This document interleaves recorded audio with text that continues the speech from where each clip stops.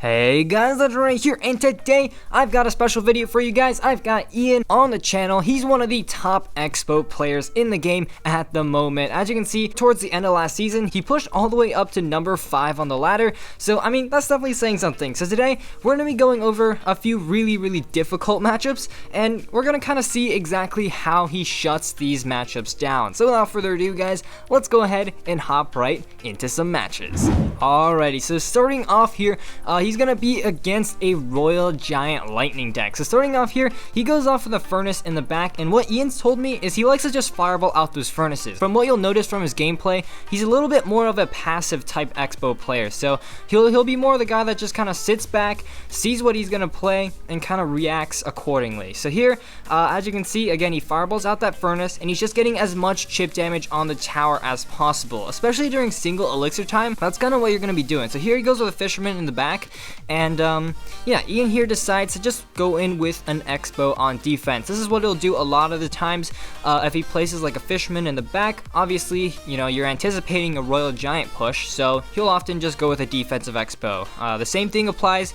You know, if he places a Royal Giant in the back, he'll either, you know, push opposite lane with the Expo or play it defensively, depending on how much elixir he actually has in hand. So anyways here, yeah, he's gonna go ahead. The opponent here is actually not gonna go in with a Royal Giant. He's just gonna be cycling cards in the back, and I mean, he's just gonna continue getting chip damage until the opponent realizes that he can't just let the chip damage keep going. So anyways here, as you can see, he cycles a log right there, and I believe he's gonna go in with a Tesla here sometime soon. So, oh, another thing that he actually told me is that you really need to save your ice golems for the baby dragon. That's really important.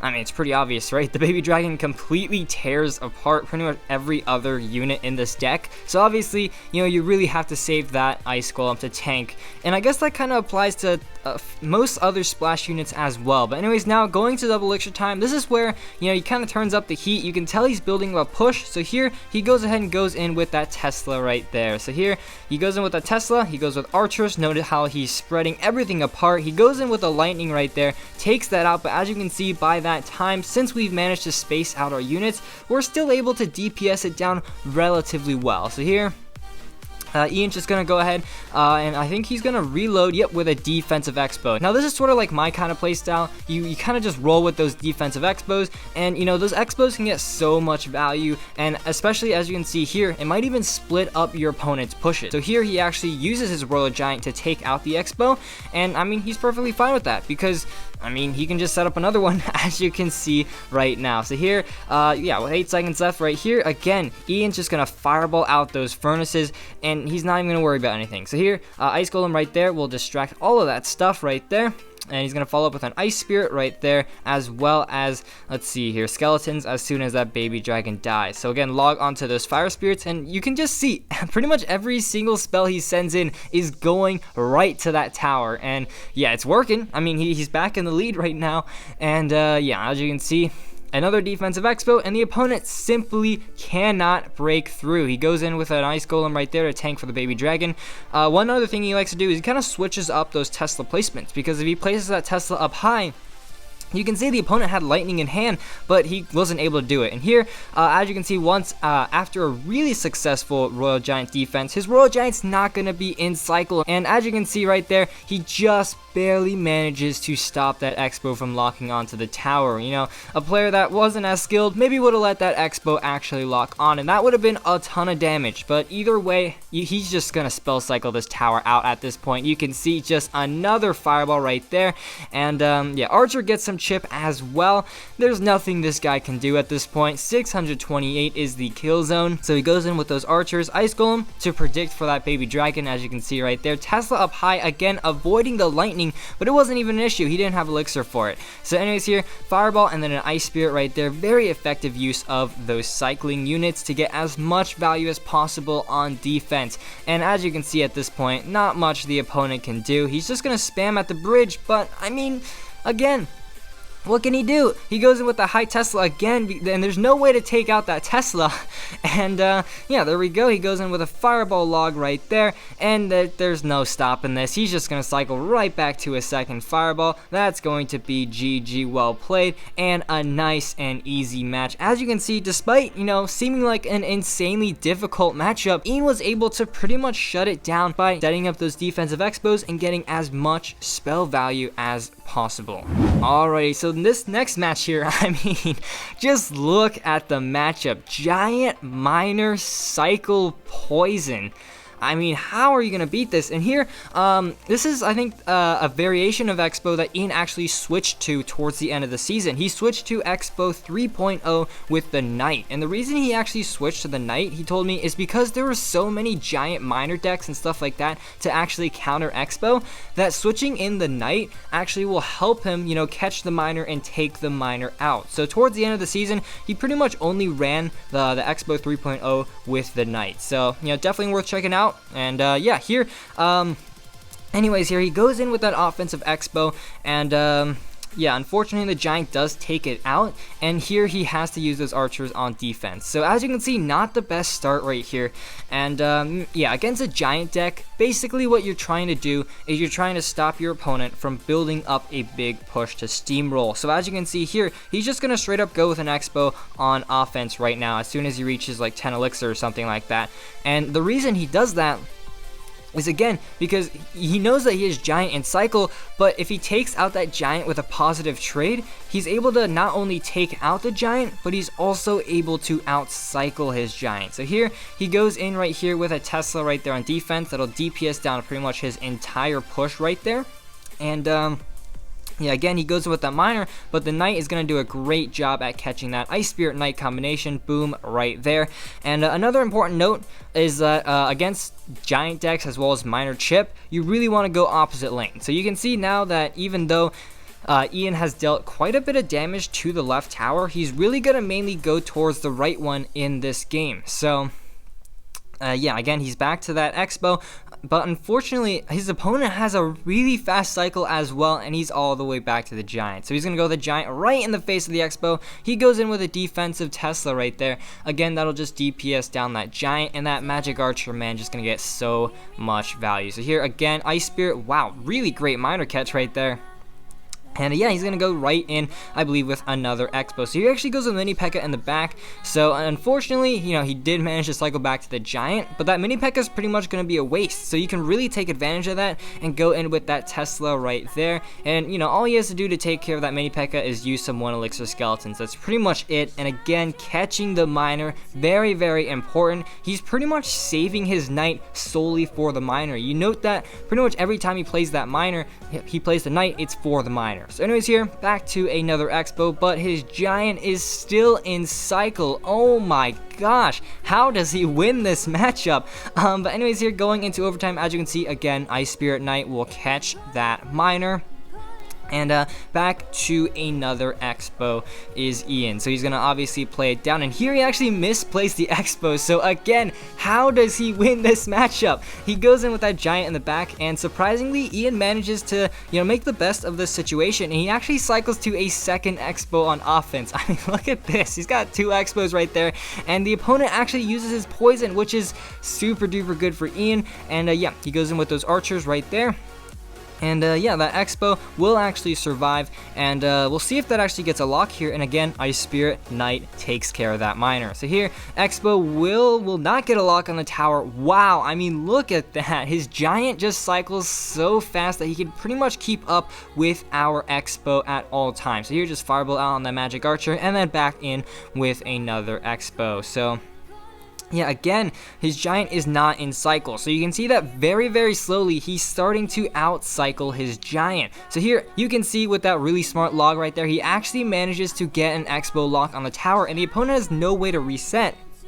So that's going to be a really valuable lock, taking the tower all the way down to 18-17. Archers will DPS down that giant. He's back to another Expo. Giant is nowhere in sight for the opponent, and now that Expo is just going to do work right now. So he's forcing him to be so low on elixir, and yeah, he manages, I think, oh no, he gets another giant down in time. So he doesn't even manage to get an Expo lock again. And here, you know, a minute 30 left in the match. And yeah, the opponent's just pretty much loading it up right there. Expo has no chance to lock onto the tower. And yeah, he's just lucky to manage to DPS that down. So here, Magic Archer, man, that Magic Archer can be really annoying. But here he goes back in with another Expo right there. And of course, the opponent has a giant. So, I mean, how does he break through? He's got a minute left. He goes in with a Tesla on offense right there.